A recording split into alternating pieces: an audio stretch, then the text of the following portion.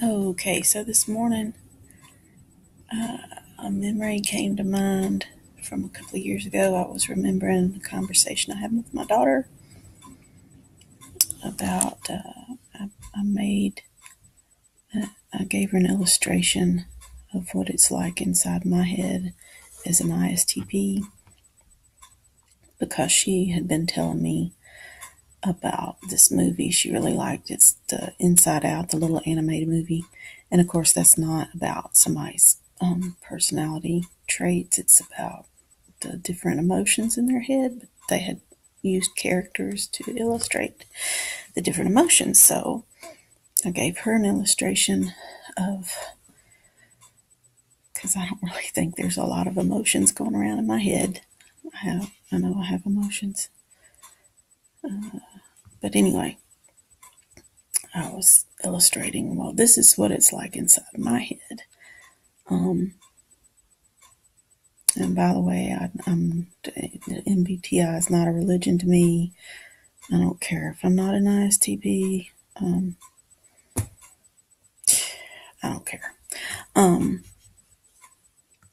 But this is what, if I could show you a visual picture of what it's like inside my head most of the time, this pretty much fits. So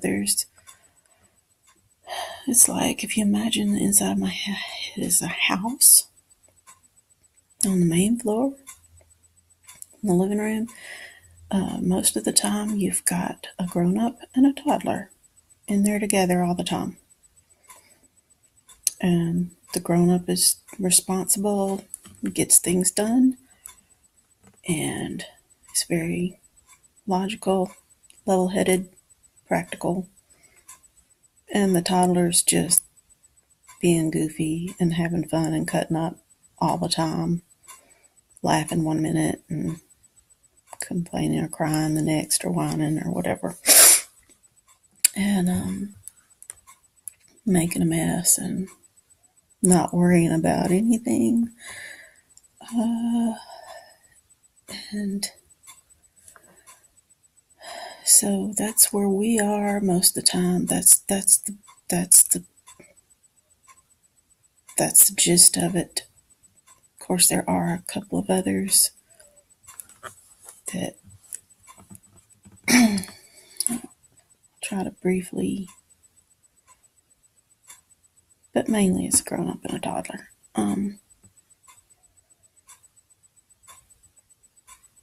There is this guy on the front porch. He's not inside with us, but I know he's there. He's a little bit creepy, but I'm not scared of him. He's just kind of hangs out on the porch.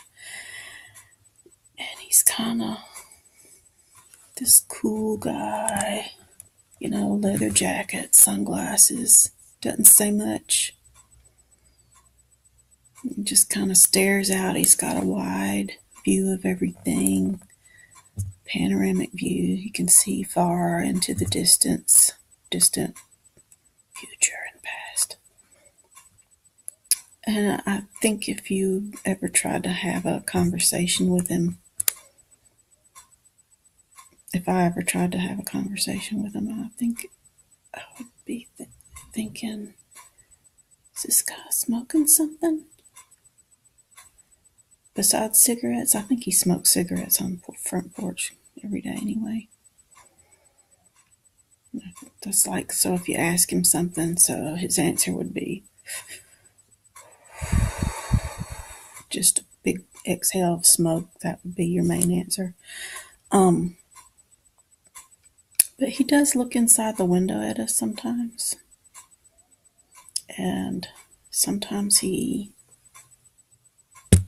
tap on the window and try to tell me something. And I usually just say, look, go away, leave me alone. I'm trying to, I should say us, because, it's not, it's two of us in there. No, I'll say, just ignore him. Leave me alone, I'm busy. I might even close the curtains or something. He might hold up a little sign that says, disaster's coming. How, he shouldn't know disaster's coming. Meanwhile, the toddler is saying, "Ooh, pretty green sky." And meanwhile, I'm saying, wish this pressure in my ears would go away. I'm trying to get supper finished. And, dude's looking in the window saying disaster. And finally, he just drags us in the basement right before the house blows up from a tornado. So, yeah, but I don't want to go in the basement because there's that thing is in the basement, that monster, that emotional monster thing. I don't understand it. I don't want to understand it. I'm getting really old, so I know that I need to understand it. Well, okay, no, I don't know that I need to understand it.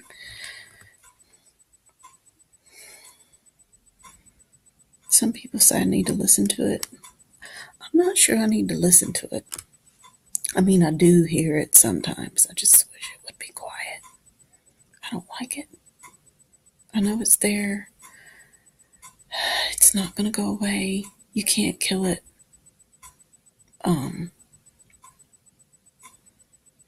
It's like something from a horror movie. It'll just come back if you kill it.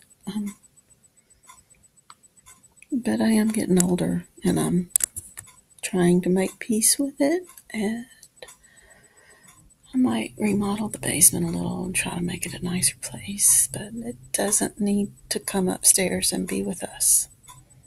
It needs to stay in the basement.